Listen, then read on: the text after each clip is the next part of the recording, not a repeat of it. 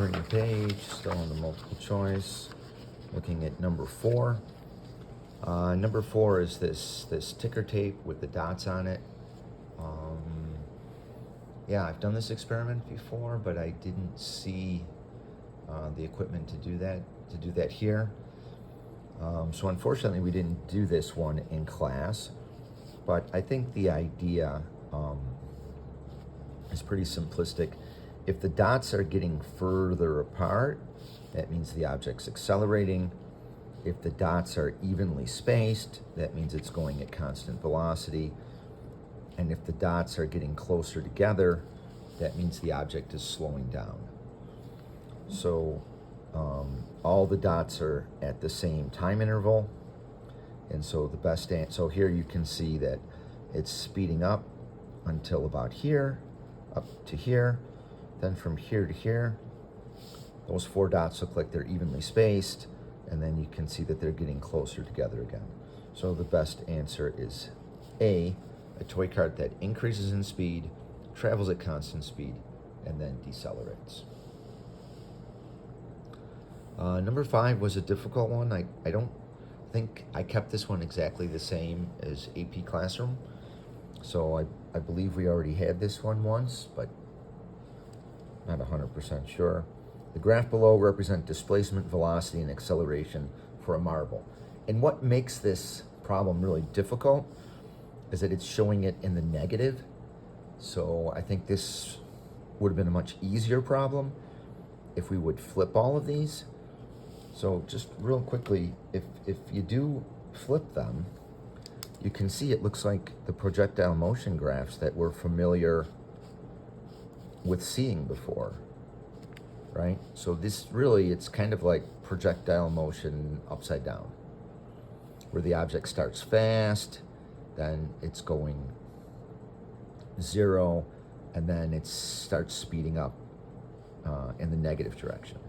And it starts out fast, hits 0, and it's speeding up in the negative direction, and then has a constant negative acceleration.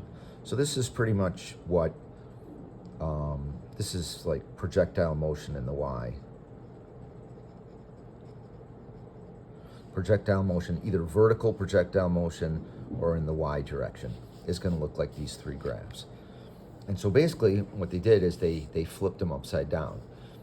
So our options are a ball that's falling down and bouncing off a hardwood floor, and we'll investigate each of these.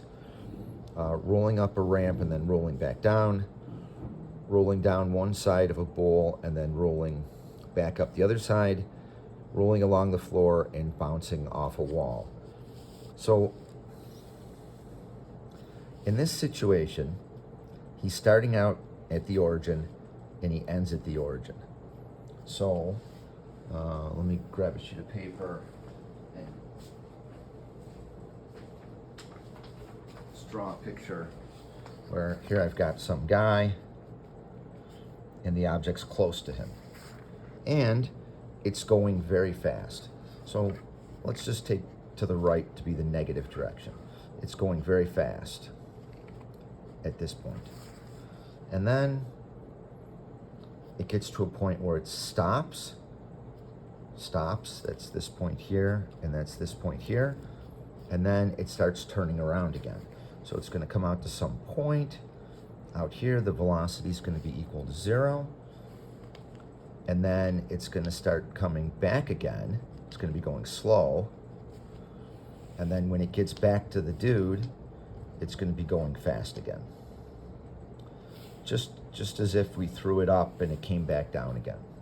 So which of these different situations make sense? Falling down and bouncing off a hardwood floor.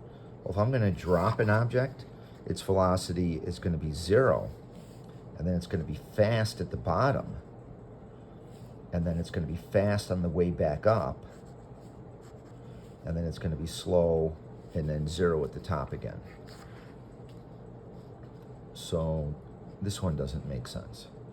Rolling up a ramp and then rolling back down again, that's the correct answer, because it would be going, this is close to the person, it's going fast,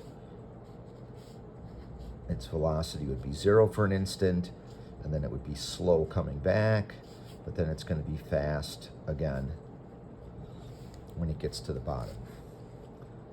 Rolling down one side of a bowl and then rolling back up the other. Again, if it starts from rest, it's going 0 here, it'd be going fast here, and then it would be going 0 again here. So that one's out. And rolling along the floor and bouncing off the wall. If it's rolling on the floor, it's probably going pretty close to constant speed. And then when it hits the wall, it's going to bounce back with pretty much the same speed again. So I think that graph would probably, bouncing off the wall, is probably going to look something like, you know, if to the right is negative, it's going to be going here, and then boom, it's going to bounce off the wall, and now it's going to be going close to the same speed in the opposite direction, or just a little bit slower. So best answer for that is answer B. Moving on to number 6. In the diagram on the left of blocks X, Y, and Z, hanging freely from light strings, which free body diagram best represents the forces on block Y, the guy in the middle? Well, the guy in the middle definitely has tension going up, and he definitely has gravity coming down.